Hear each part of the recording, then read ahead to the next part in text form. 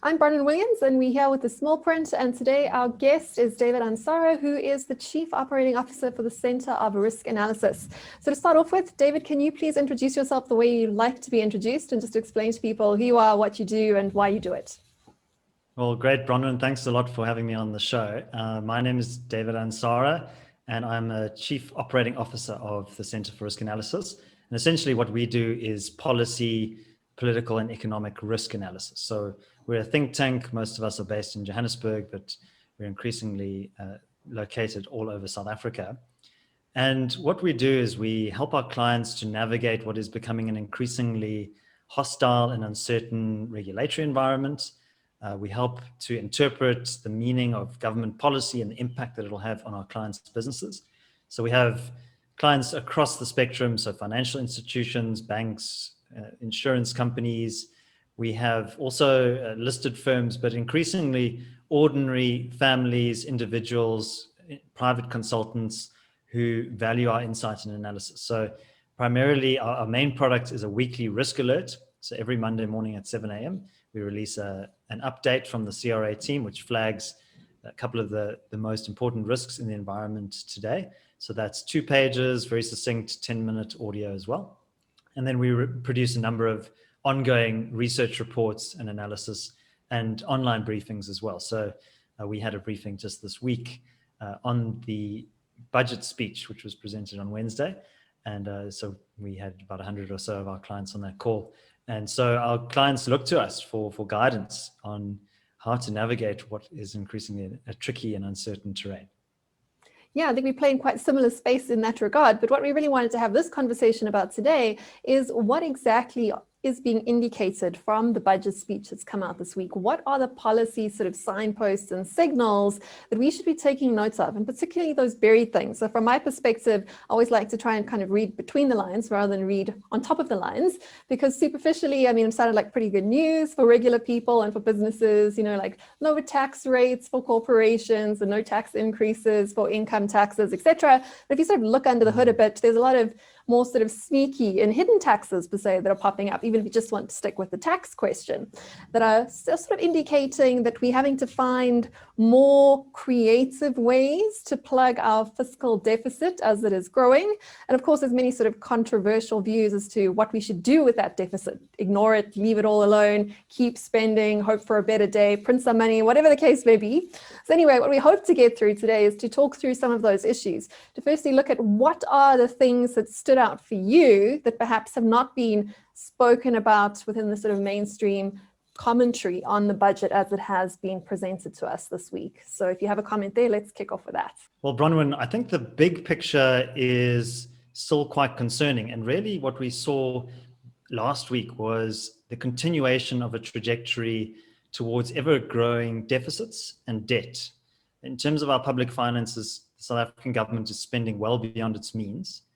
And it is able to do so because of a unique combination of factors in the global environment. So South Africa is a small, open economy that is very much exposed to the vicissitudes, the fluctuations of the global environment.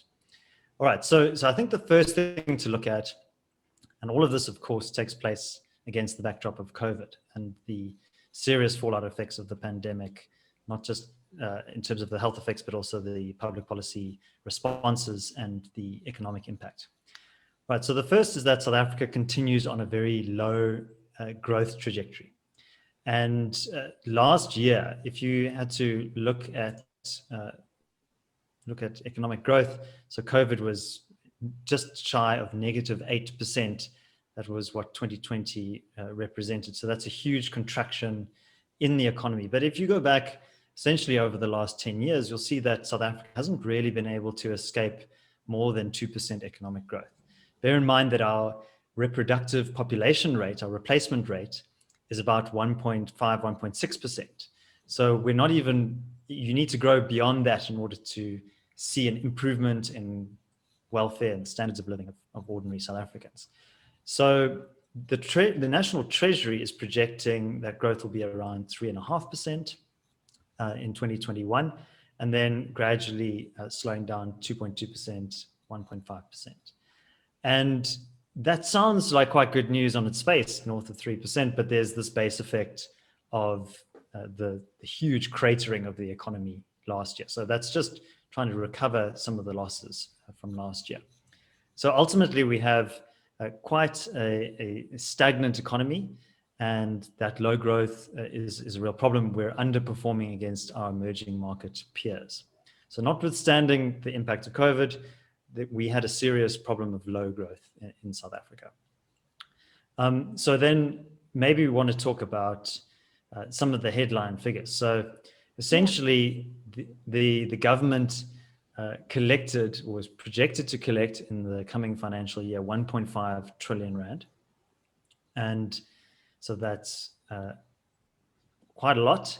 But if you compare that to their projected spending, that's about 2 trillion rand. And so there's a $500 billion rand, 500 billion rand deficit that we're looking at, which is, it's a big hole indeed. And, that's about just shy of 15%. That's, so yeah, 14% was in 2020. Looking ahead to the next year, they want to try and get that deficit down to below 10%. But bear in mind that National Treasury tends to be quite optimistic on its projections. So whenever it's talking about the growth outlook, the deficit projections tends to be quite ambitious. And when you look back on those projections, you see that Treasury, for example, on economic growth tends to be off by around 50%, margin of 50% or so. So if they say growth will be 2%, then it's more likely it's going to be 1%. If they say 4%, it's more likely going to be 2%. And getting back to the deficit, so I mean, this is a yawning gap, a big difference between revenues and expenditure, and that is the largest, essentially, that it has been since most of these records began being kept in the early 20th century. So since around the time of the First World War, we've never had a bigger deficit. That includes the Second World War. That includes the fallout from the Rubicon speech in the 1980s and the divestment campaigns that were happening there during the late apartheid period, and even going into the transition, which was a hugely tumultuous time for the country and for the public finances. So we pretty much have never seen a larger deficit than this. That's fantastic news, but not really. It's an exciting challenge, but I think that a lot of the commentary that has come out of this budget is that all things considered, the budget was quite good. That, there has to be, the spending can't really be stopped. There's such a sort of political expectation. There's so many people that require assistance after we have been through a pandemic, and the job losses have been quite extraordinary. And so many more people that are now requiring some sort of welfare assistance in order to survive. That all things considered, it seemed to be a rather tame budget. In fact, I've seen some of the scores that have come out, and most people have sort of rated it in sort of around a 6 out of 10 on many of the analysts that have looked at this. Do you agree with that? Do you think that is a sensible budget, or are we missing some really big tricks in this particular piece of paper? Is there something that they could have done better given the cards that they have been dealt over this year? And if so, what would you say that are? Okay, well, I would rank the budget speech quite low. I would give it about a 2. And, go for it. I'm just saying what's out there. Be contrarian. Yeah, I mean, it's not because I'm just wanting to go against the grain, but I think that there are some serious underlying fundamentals that are quite worrying. And one of the big concerns that I have is South Africa's growing dependency on debt. And so in the speech, the projection for the next financial year is the debt to GDP ratio of basically 82%, rising to about 87% by the end of the medium-term expenditure framework, which is basically the next 3 financial years. And bear in mind that only a couple of years ago, in the 2019 budget, did we pass the 60% threshold. And already at the time, that was an extraordinary development. And that growing dependency on debt, I think, represents a longer-term risk for South Africa. So what I saw the budget speech of last week being was a kind of a holding pattern. And also, I think, and we'll turn now to the international backdrop, which I think is pretty significant. South Africa is is able to finance its deficit through borrowing because there is an abundance of liquidity in global markets searching for yield. So there is still a very high appetite for South African government bonds, SAGBs. The 10-year government bond still has quite high yields. Where's that demand coming from, though? Before you move on then, at the moment? The demand, well, I think basically yields are so low in the developed world that pension funds, private equity firms, whoever's banks financing, looking for growth, they're having to turn to what are maybe seen as more risky investments elsewhere because interest rates are so low. There's just a kind of been a flood of liquidity injected into capital markets by central banks. So, and there's just nowhere for all this abundant capital to go. It still begs the question, why South Africa, though, when there are so many other options, not just in the emerging market, but also emerging asset classes? I mean, this is where people are looking for yield at the moment. So perhaps we can sort of put a pin in that. But what is the competitive case for lending money or investing on an equity basis into South Africa at the moment? Because we're not living in a vacuum. We are part of a competitive global environment that we've got to compete for capital. It's not like guaranteed to fall into our bank accounts and into our infrastructure holes. Well, that's a very good point. So there are serious concerns being raised around South Africa's ability to pay back its debt, but not to the extent that foreign investors view it as likely to default on its debt obligations. So, Okay. We are seen as a safer bet than, say, Argentina, for example, which has had multiple sovereign debt defaults in its history, which essentially locks you out of capital markets. We saw Mozambique having its own essentially fiscal crunch as well. And they're now finding it very difficult to raise capital. So South Africa is still a diversified market, still has fairly liquid domestic pools of debt as well. So a lot of that debt is also rand denominated. But increasingly, we are seeing more dollar denominated debt. And, there's a perception that the South African Reserve Bank is fairly well managed. It has regulatory checks and balances, good relationships with the commercial banks, which also in their own way play a kind of counter-regulatory role. So certain fundamentals in terms of South African market are still quite sound. The rand itself is quite a volatile currency, so it's quite a good currency in which to speculate upon. So there are some positive drivers there that mean that foreign investors are still able to kind of take a bet on South Africa, even though it has such serious problems with governance, with corruption, as we saw with the PPE scandal during the height of the pandemic, and significant issues with its state-owned enterprises, particularly Eskom. So even with these huge headwinds, investors are still willing to take a bet. But that doesn't mean that will last forever. And what could happen... It's an opportunity, but a threat too. Yeah. Exactly.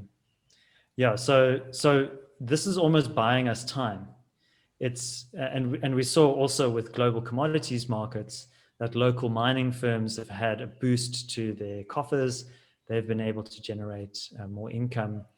And that could be for a variety of factors, like some of the stimulus that we've been seeing in developed markets might be going into infrastructure development and so on.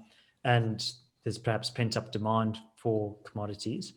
And so if you look back at the minister's speech in October, his deficit projection was actually a lot larger. And in terms of our revenue, we actually collected about 100 billion rands more revenue than we were projecting in October. So that was good news, and that kind of enabled us to a little bit of wiggle room, but not particularly much. It's not a huge dent in that giant fiscus, that giant deficit. Yeah. No, absolutely. It's not plugged all of those holes. But I'm coming back to my earlier question there is to say that what should they have done differently with the budgets? Because was there fat to cut in terms of expenditure? And if so, where? And are there reasonable places to find more sources of finance to fill that hole, because those are the two ways you can fill a hole. You can either just ignore it, pretend it's not there, or you have to fill it with something, or you have to reduce your expenditure. So what were the tricks perhaps that could have been played that haven't been looked at with enough seriousness, and why is that? I mean, obviously there's huge political will across a lot of the spending commitments that we have, so I don't know how feasible it is to actually cut a lot of those entitlements, but perhaps there are places we could look to cut fat, or other places we could look for sources of finance. What would you have done differently? Or what would you suggest that should have been looked at? Well, remember that a budget speech is also a political exercise. So it's not just an accountant who stands up and says, well, this is how we're balancing the books. There's also political considerations that go into how spending is allocated. And the minister was very quick to point out that this is not an austerity budget, and seemed to use that word austerity in a bit of a pejorative sense, saying we don't want to go down the same path that Greece did. But if you unpack this idea of austere public finances, this is, I don't think, such a bad thing. Living within your means, being prudent about what you choose to spend on. And Tito Mboweni indicated that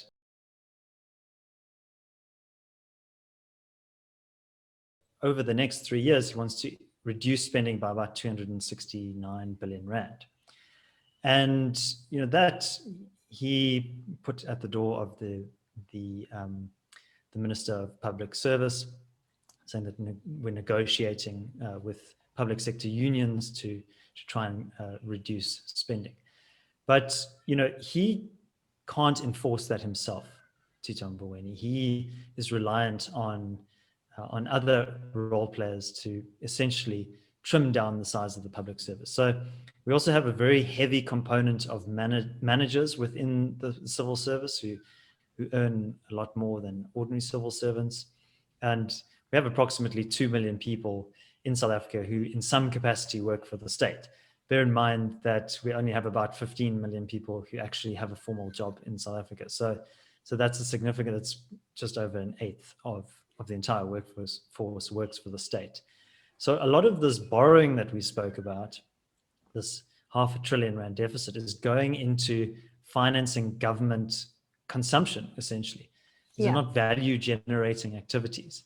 You can make an argument to say, well, public welfare payments that you indicated, that's an important source of income for people who live on the margins of our society, who don't have access to employment opportunities. They're dependent on the state, and that is a significant quantum of money. But I think more concerning is this civil service that is just ballooning and has been growing since essentially the Zuma years. And so I think that is where the politics comes in, because the minister, when he starts to suggest, well, maybe we need to turn off the money taps, that's when you're going to get pushback from public sector unions that are within the Tripartite Alliance. So Tripartite Alliance is COSATU, ANC, and of course the South African Communist Party. And Mr. Ramaphosa is heavily reliant on those alliance partners who essentially propelled him to power. And he has indicated as such, his primary concern is maintaining the internal unity and stability of the alliance. And so when you turn off those money taps, you essentially start to compromise the cadre deployment system, which is essentially based on being able to deploy cadres of the movement to institutions of the state, whether it's a state-owned enterprise or a government department, and use that power of patronage as leverage to be able to achieve political ends. So what we saw was signaling from the finance minister, yes, we want to reduce spending, but I don't think he has the power or even the will to really take on the unions. He seems to be isolated within the cabinet, regularly countermanded by his cabinet colleagues and the president himself. So this is where the economics and the politics are starting to clash. Yeah, absolutely. But I'm glad you mentioned that, because both the things you mentioned, whether you're talking about welfare entitlements or about sort of salary bills, which is really what we're referring to here, those could be considered consumption rather than, productive investments. And it's one thing taking on debt in order to try and kickstart some sort of money multiplier effect. It's quite another to use debt to be your basic living expenses, as we all know. But how do you get out of this hole? How do you reverse this at this point? Because there really is very little appetite for anyone being told that their income that they're getting at the end of the month is going to decline. The only real way you can get buy-in to any sort of, not to use the word austerity, but to any sorts of restrictions on the increasing of debt to fund these sort of consumption-based entitlements and salary packages is to put some sort of other promise or carrot onto the table.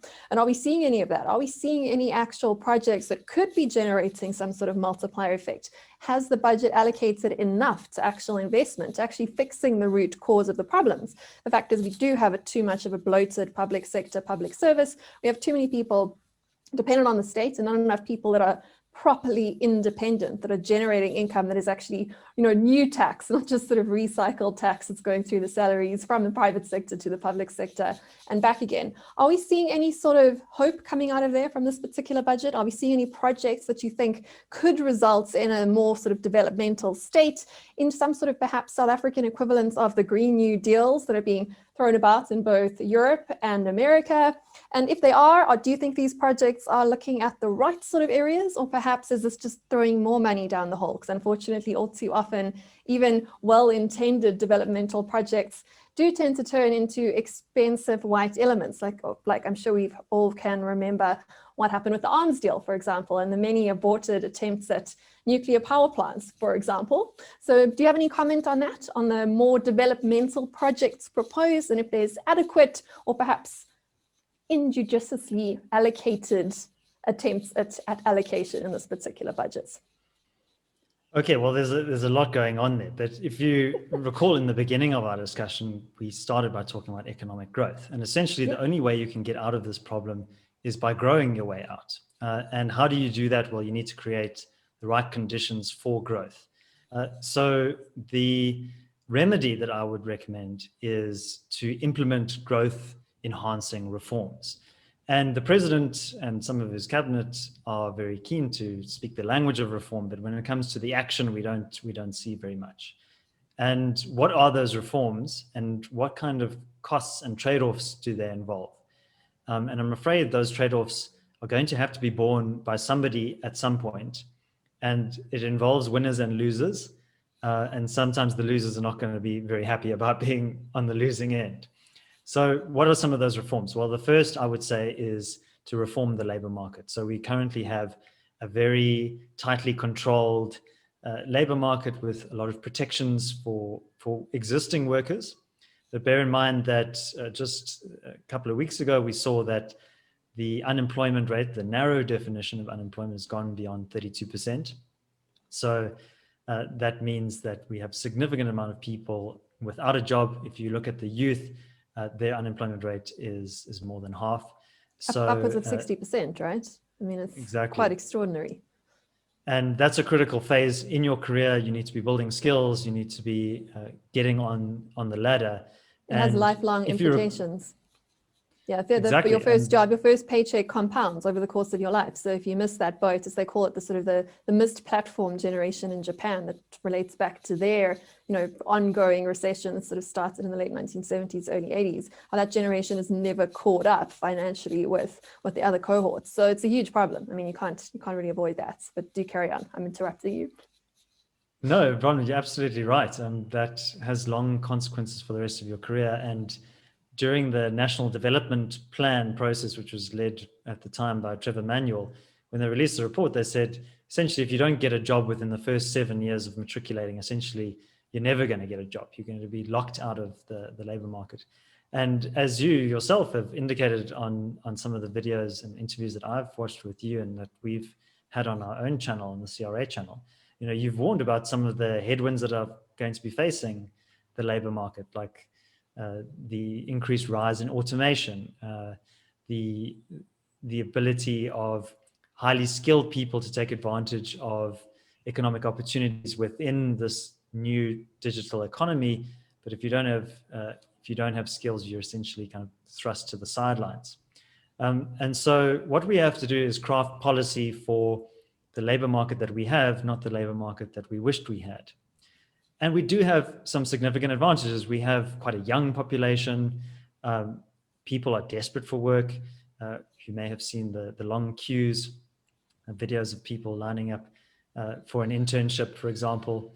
And so we need to be able to give people access to opportunities to create their own prosperity, to forge their own future, if you will.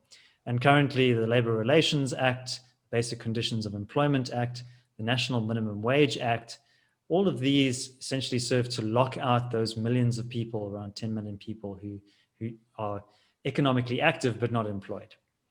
And it keeps them locked out. And that means that you're favoring existing workers. And here again, the politics comes in, because the trade unions, which are now mostly comprised of civil servants, as mining and manufacturing have contracted, their contribution to COSATU has also dwindled. And so now you have a conflict of interest, because civil servants who are unionized, they push aggressively for a lot of these labor laws from within the Tripartite Alliance.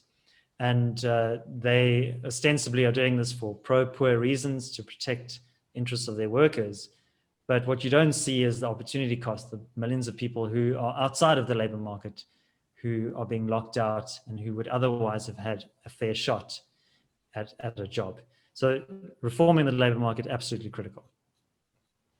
And what perhaps could we be doing to actually stimulate actual new growth itself? So has there been adequate interest and application with regards to creating a supporting environment to actually start businesses themselves? Because we all know what happened last year. A lot of businesses were put out of business due to COVID lockdown regulations and all the rest of it. What is being put into place in order to catalyze that whole industry? What is holding us back in terms of both regulation and also budget allocation there? Because it's one thing to talk about labor policy, but if there are no jobs out there for those laborers to go and actually do, people have to find some other way to earn an income. And that should definitely be the goal, to create more independent citizens and less citizens that are dependent on government for whatever reason. So what do you think could have been done, or what has been done, and what was not done enough when it came to this particular budget in that regard, and to actually increasing and growing the economy itself from a business perspective there? Well, look, I mean, the finance minister himself, a couple of years ago, I think it was late 2019, put forward a policy document which had a range of quite useful suggestions for policy reform, many of which I think were quite good, but again, ran up against the hard reality of the political pushback. So we might be a bit unfair on the minister for criticizing him too strongly for last week's budget speech, because some of these policy interventions are sort of beyond his control. He did make an emphasis on infrastructure development and said that over the medium term, the government will be spending north of about 700 billion rand on that. And I saw this with a bit of skepticism, because I don't think that infrastructure is a panacea for low growth. I think infrastructure is certainly very important, and our infrastructure is under strain. But currently, I think we have more of a software problem than a hardware problem. And the software is policies and so on. And, you can't, also with infrastructure, you can't spend your way out of the crisis. You have to, at some point, say that, well, these investments are going to lead to long-run effects. I would say that also something to keep an eye on, just whilst we're talking about this infrastructure push, is that there will be amendments the minister announced to Regulation 28 of the Pension Funds Act, which would, in his words, enable pension funds and other funds managers to essentially invest more in this infrastructure push. Make it easier, I believe, were the words that we used. Yes. But now this all takes place against the backdrop of a big debate around prescribed assets, which is on the table, off the table, on the table again, off the table again. And that is something that we've warned our clients about, is officially prescribed assets are off the table, but there could be regulatory amendments such as what is being proposed. And you should look out for this week. Apparently more details will be announced, where you impose these portfolio allocation proportions on fund managers and say a certain proportion of your fund has to be invested in these assets. Which and we then already essentially have, you're driving, just so people know. Yeah, I mean, it's not like this doesn't exist. It's not like there isn't a precedent set there. There already are allocations that you're allowed to and not allowed to in order to achieve your tax bonus, behavioral points at the end of every year. So, yeah. Yes, no, you're right. But just be aware that this could be a way of introducing more stringent requirements and prescription through the back door. And we've certainly been focusing a lot on that. So what else can you do? Well, for years we've been hearing about that there will be more spectrum allocation in terms of our bandwidth capacity, and that's still not being implemented. So the appetite that this government has for reform is very limited, even within a narrow set of parameters. So I think it's just important to bear that in mind. A lot of our clients come to us and say, well, we've heard that the president is a reformer and that he's frustrated in his reform efforts, but we don't actually view it that way. We don't actually see the president and his colleagues as having that kind of aggressive appetite to really disrupt the status quo. It's a status quo bias that favors existing policies and protecting the interests of the party and vested interests, those elements that are associated with it. Yeah. Exactly, but I suppose the question around infrastructure is not too far removed from the questions around state-owned enterprises, because we do know that they have, of course, been bugbears across many people's minds, and very many different segments of South African society are looking at the value that our SOEs are delivering in exchange for what they are costing us. So obviously you allude to the fact that perhaps investing in infrastructure shouldn't be the highest priority right now, but the electricity question definitely is one that it can't be ignored. And there's definitely an argument to be made that we should probably be spending more money fixing that, or at least looking at new sorts of policies that allow us to sort of open up the ability for municipalities, individuals to generate their own electricity there. But what are your views on what this budget had to say about the future funding and future returns? Because state-owned enterprises are supposed to be assets. They're not supposed to be liabilities going forward. Do you have any confidence as to, firstly, that the budgets that have been tabled will be stuck to, and secondly, as to whether these are prudent decisions that are being made, or is there room to improve our budget score from the 2 you gave it earlier by looking at some of the ways that we play with those SOEs? Yeah, so I think actually it's a very good point that you've raised there, Bronwyn. I mean, if you cast your eye over the budget speech, you'll see very little mention of the state-owned enterprises and Eskom in particular. And certainly, I don't envy Andre de Ruyter for the position that he's in. And really the situation in Eskom is the culmination of years of infrastructure neglect, poor governance, and poor financial management. And the South African economy and participants, ordinary businesses in the economy, are bearing the brunt of that. So if we don't resolve that energy situation, we're really looking at a hard ceiling on South Africa's growth of about 1 or 2%. Given particularly our reliance on the mining industry, on manufacturing relies very heavily on constant electricity supply. If you don't resolve that problem, then you're not going to see the levels of growth that are required. And certainly, I think a liberalization of energy generation is a good place to start. But bear in mind that investing. Yes, yeah. For a start, if budget is the problem. Exactly. And so if you can push that risk onto other private providers and let them take that risk and pursue the profit motive, I think that would go a long way. But I think a wholesale unbundling of Eskom at this point, also just bear in mind the governance problems that have existed there. And whilst we're certainly in favor of privatization in a general sense, you also want to avoid a kind of a post-Soviet Union type scenario where assets are sold off in a fire sale and to politically connected individuals. And, so I don't think necessarily a vertically integrated utility is a bad thing, but clearly isn't working at the moment. And I think crowding in private generation capacity, I think, would be good for security of supply. But remember also, not all renewable energy initiatives like windmills and solar farms and those sorts of things can give you base load capacity. Yeah. So on the margins, that helps you to get over some of those critical shortages maybe, and it's better than burning diesel by the Diesel lakefront. generators, the sound of the suburbs, yes. Yeah, and that's usually wasteful and inefficient. But you don't want to, I believe, and I'm not an energy expert, but I don't think you should be betting the house on 400-year-old windmill technology.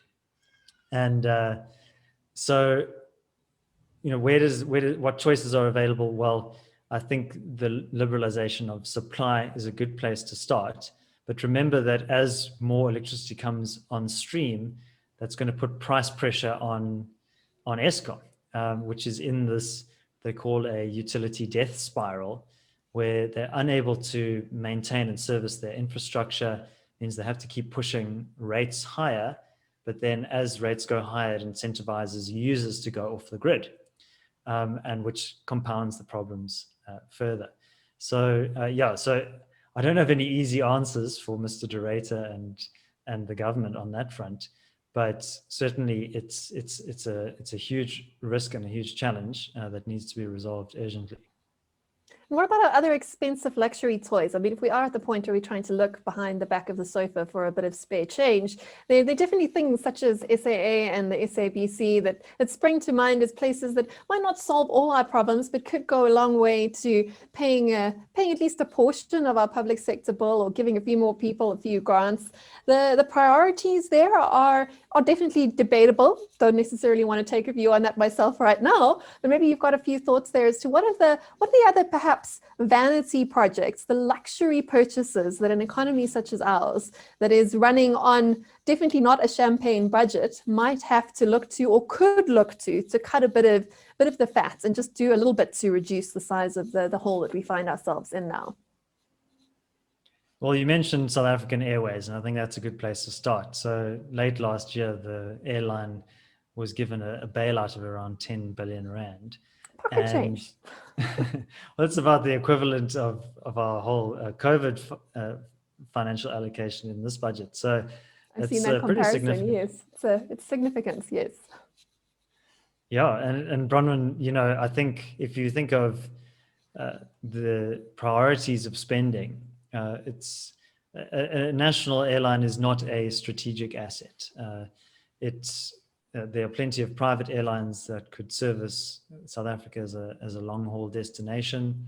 There are, I think, also there's a lot of waste and inefficiency that goes into the airline. This is not a well-managed state-owned airline like, say, the Ethiopian Airways. We're not in a particularly good place geographically to be a global hub either. We're a node, not a sort of, or not a node. We're a spoke, definitely, in the sort of global wheel. So we don't have Ethiopia's positioning. So I'm not sure why people would want to do a detour to South Africa, flying between Asia and America, for example. But that's a side point. Carry on. Yeah. So, and who are the people who use an airline? It's essentially middle-class people.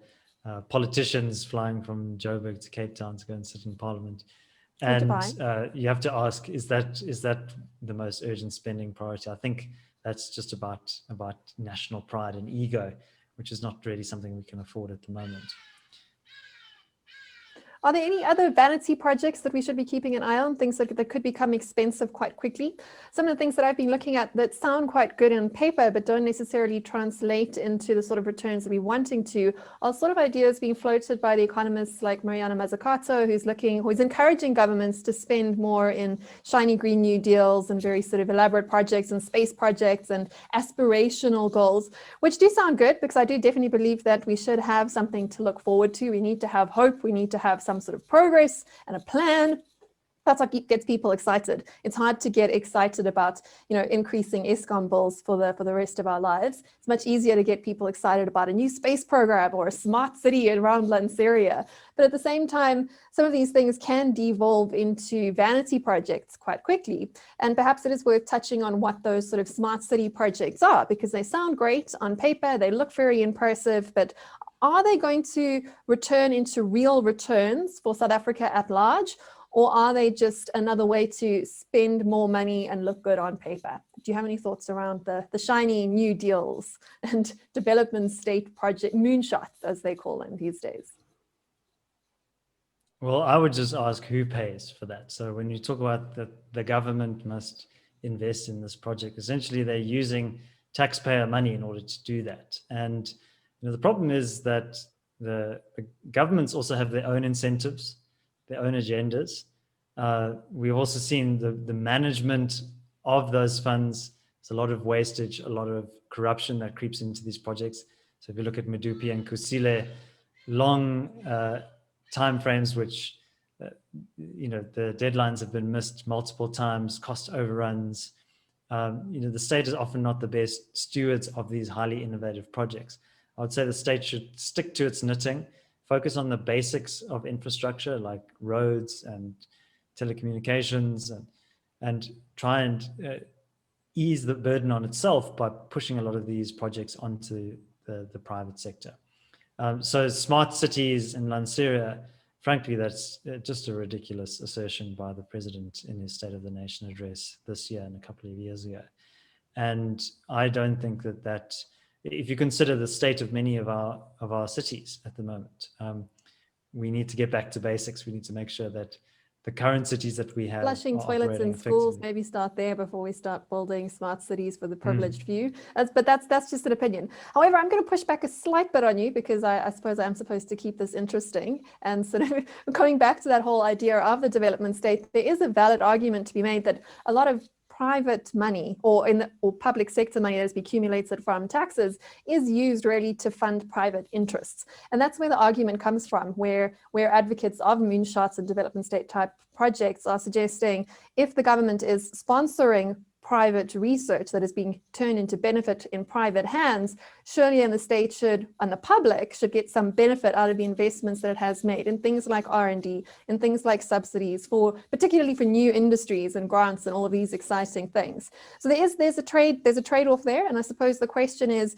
if we want to make things more fair, and we want to make sure that we're not using public funds to finance private profits, either we need to stop financing private interests, or we need to start making sure that private interests are also sharing the rewards of that back with their funders, which is essentially the taxpayer at large. So I'm not sure how you would approach such conversations and such arguments, because these are issues that are becoming more popular in debate, and they are asking questions of fairness. And living in a very unequal society like South Africa, we have to be able to address those and to address them quite objectively. Do you have a view on that at all? Yeah, look, so I think when you talk about development state models, I'm quite critical of this idea of a model, because a model implies that you can just impose this one system onto another and you will have a replication of all of the successes. So South Africa is not South Korea. So South Korea has a variety of different factors that have enabled it to use some of these so-called developmental interventions to, like industrial protections, heavy infrastructure investment, and so on.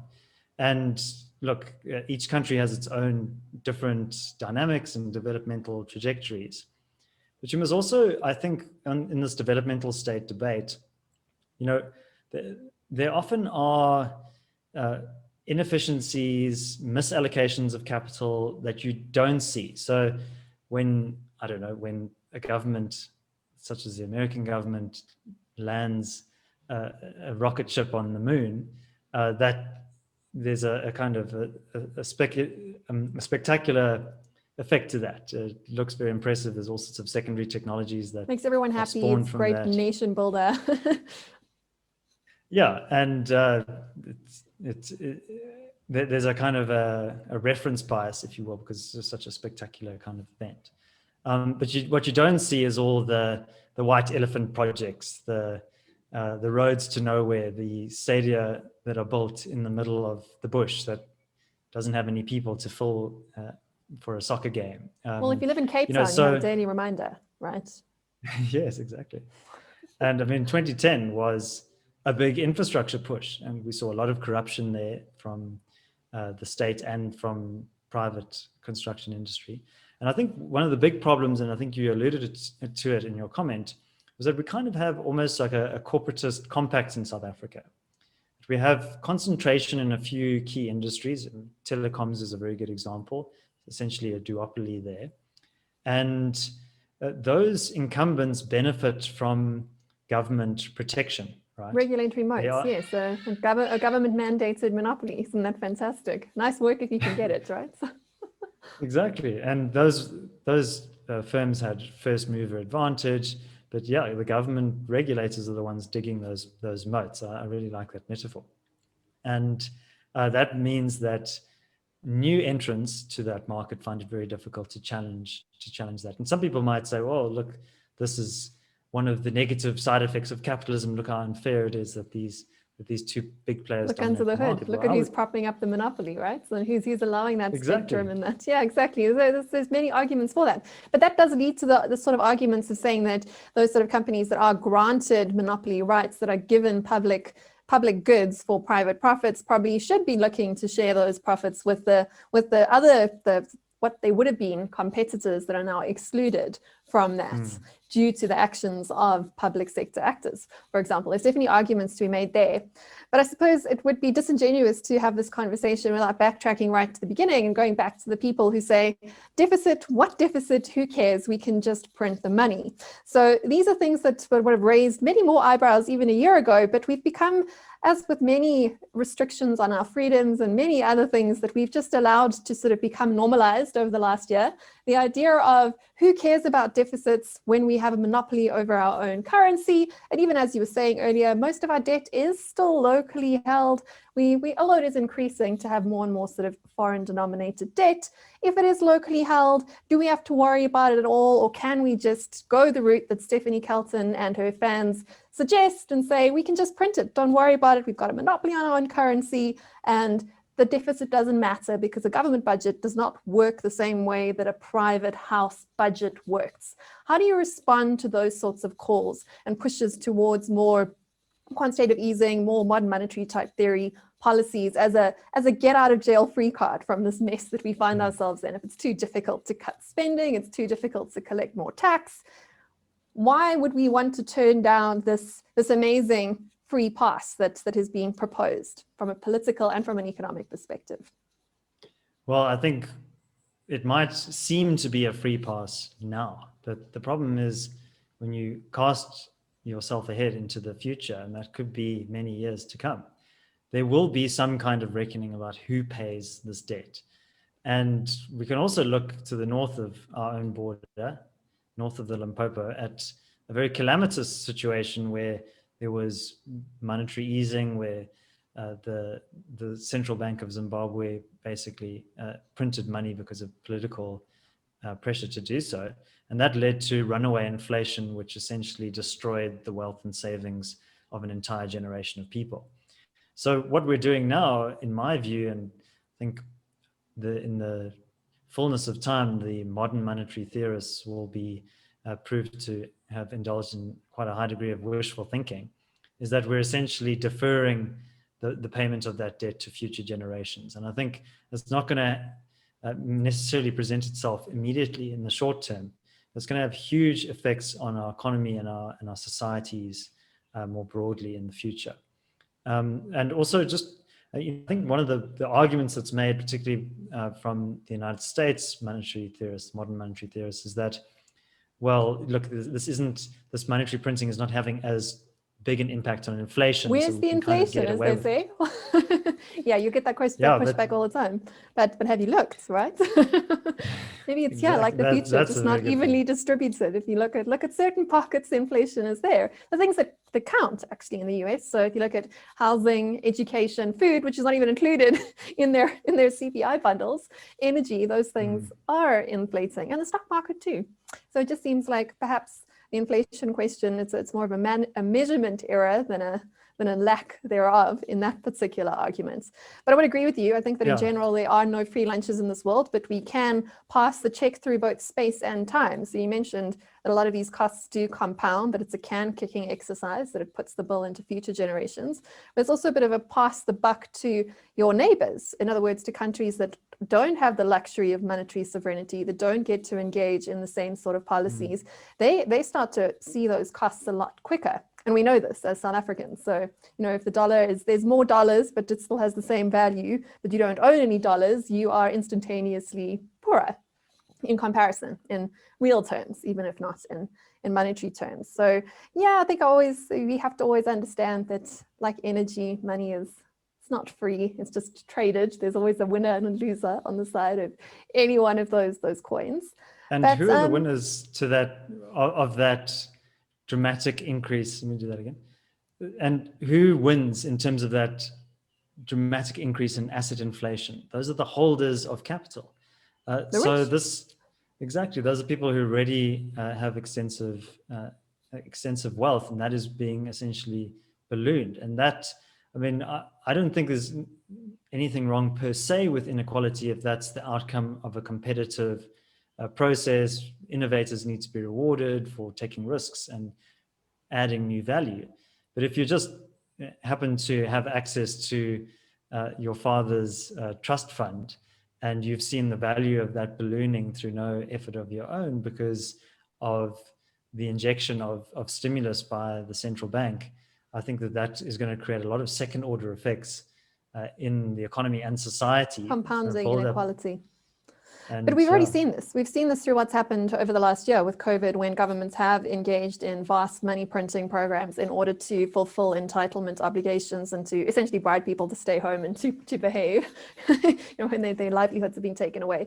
And we've seen it. The rich have got vastly richer and the poor have got a lot poorer. Even the same trends played out here in South Africa, in that South African households taken at an average, and we all know an average is far from being the norm, have actually increased in value over the last year. But at the same time, we've had millions of people fall out of the middle class and into poverty, and we've had a tax base that's shrunk quite dramatically. It's a tale of two stories. So there's a lot to say to back up that observation, that increase in liquidity tends to favor those who are able to invest and not just spend whatever is bound into their hands at the end of every month. But I suppose the real question that we have to end off on today is that, having looked at the budget speech and having talked through quite a few of the issues around it, the costs, the debt, the problems, the political constraints and opportunities, what is it from your perspective as someone that does work for a center of risk analysis that should have a view as to where we are headed next and what the risks are? What are the big opportunities and what are the big threats? And even if you just want to pick on one of each that we need to look out for over the course of the next year, what is unraveling? What is going wrong? What is going to result from all of this that we have covered? And what, conversely, and I think we started off talking about some of that, what are those opportunities that we can do to try and prevent some of those potential disasters and unravelings coming to being? Well, I think one of the opportunities here is perhaps a bit of a counter-cyclical one, to say, well, whilst there is a lot of uncertainty, there's also space for people to do new and innovative things. And I think it's about recognizing opportunities when they're there. And I think also not necessarily buying into the mainstream narratives of government or established business or the kind of World Economic Forum set, to say, well, how can I take steps to protect my wealth, to find alternative sources of growth? And I think, for example, this recent boom in Bitcoin is very instructive. People clearly are looking for alternative stores of value. They're not trusting the US dollar or other established currencies as much as they were in the past. That explains why you've had this flood of people moving towards crypto assets. And time will tell whether this is a longer term, more sustainable, durable store of value. But when you're eroding and undermining the underlying value of the US dollar, you can see what's propelling people towards these alternative stores of value. So not buying into fads, not going along with Ponzi schemes, but saying, well, what can I do with my money, with my energy, my time that can open up and unlock some of these other opportunities. And part of that is being mindful of the risks as well, and diversifying your income streams and not necessarily being dependent on one particular jurisdiction, that you have options, that you have different sources of income, different ways of accessing the information and skills that you need, which I think is one of the huge opportunities is that the internet has created, is that know-how and knowledge has now been dramatically democratized. There's some negative externalities as well to the internet around misinformation and other things, but it's never been a better time to educate yourself and to learn the skills that you need to operate in a very chaotic world. So that will be my parting shot. But it's important, I think, at these moments to look at the big picture. And I think the budget speech offers you that opportunity to say, okay, well, what are the big drivers here? Is it sustainable to be having a R500 billion deficit over the longer term? How does that actually play out? And just ask yourself those basic questions. I don't think you need to be an economist in order to figure out how that might resolve. But to come back to the threat part, is this train going to come off the physical rails? Are we headed towards an IMF bailout of some sort, to some sort of third-party management of our mismanagement of our own markets? Or are we going to be able to rectify ourselves? What, if you were a betting man, what would you say we need to prepare for? What is the worst case scenario here? I'm not convinced it's the same worst case scenario as you mentioned Zimbabwe. I don't think we headed in quite the same direction. But what are your views? What do you think here? What is the worst case scenario? Well, I think the worst case scenario would be if there's some kind of exogenous shock where something changes in the global economy, kind of similar to what we saw with COVID or the global financial crisis, that basically washes up on our shores. And you could also see, for example, a reversal of some of the low interest rates or some kind of financial contraction globally. That means that South Africa becomes a less attractive destination. And investors pull out. And then you could see pressures mounting for monetary easing or printing from in South Africa. So we've already seen this, the Deputy Finance Minister, David Masondo, openly calling for monetary easing from the central bank.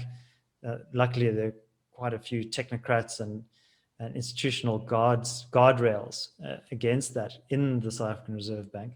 But I think that would be a serious red flag if we start to print money. And we're not the US dollar, we're the South African rand with its own unique dynamics. And you could see a rapid depreciation of the rand as a result of that. And I mentioned Argentina earlier.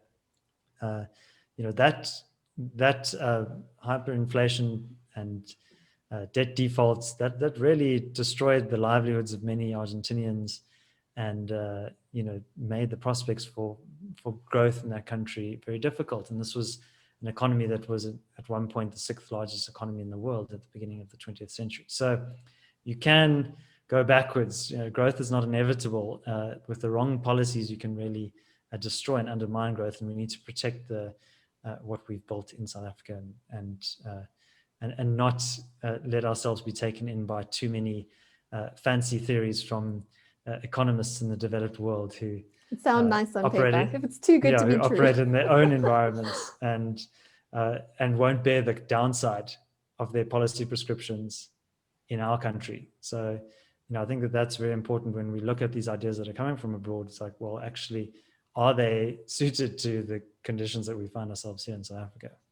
Without having our very own dollars to play with. But I do think that perhaps the Argentina comparison is more accurate as to where we are than perhaps the more sort of dramatic cases of terms of like your Venezuelas and Zimbabwe's, as to the sort of issues that we're facing and the sort of depths of our capital markets and everything that we have.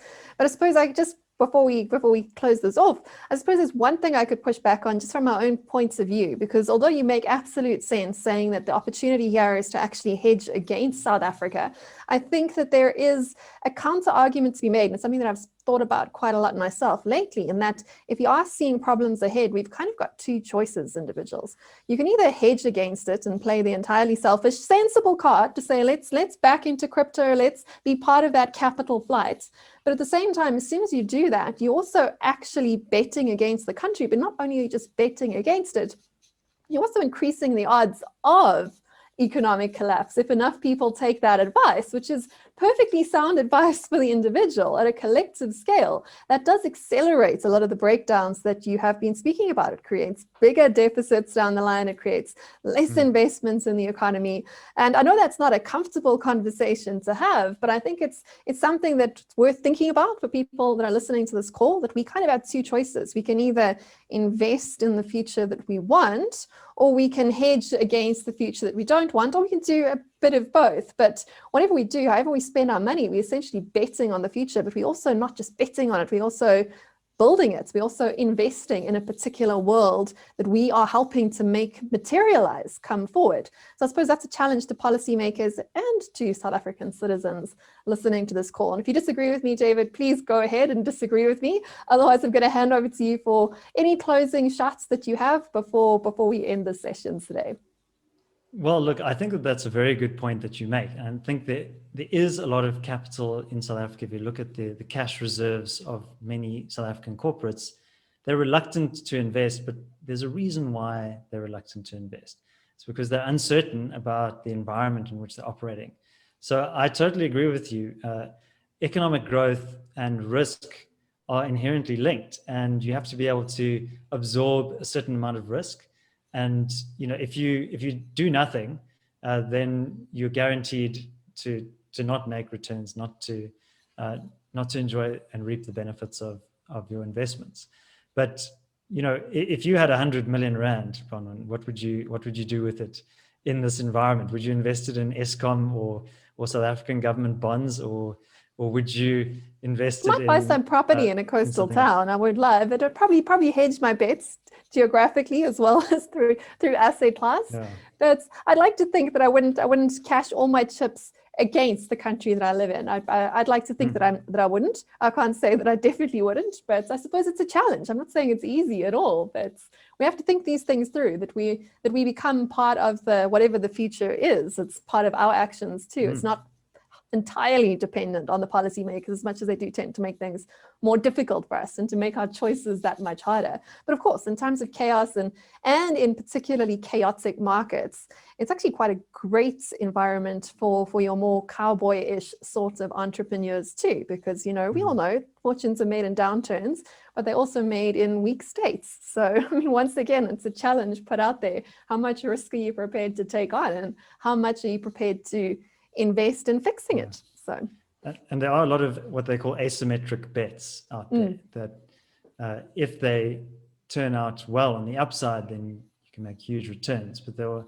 you also want to avoid the asymmetric downside, that a catastrophic risk that will kind of catastrophic risk. So yeah, exactly. So that's what Nassim Nicholas Taleb often talks about, is these kind of fat tail risks and the absorptive barrier. You need to be able to come back on Monday morning and still play the game. Yes. And, I think that that's really important. So I think hedging and diversification doesn't necessarily have to be a conservative do nothing approach. It's just about saying, well, I'm still going to act, but I'm also going to protect for the downside. And there are a lot of downside risks. So I hope that helps to answer your question. It's not that you must just shrink up into your little shell and hope that the risks go away. You need to be able to confront them head on. Absolutely. Well, thank you so much, David. And that's it from us today. Thanks very much, Bronwyn. It was great to be on the show.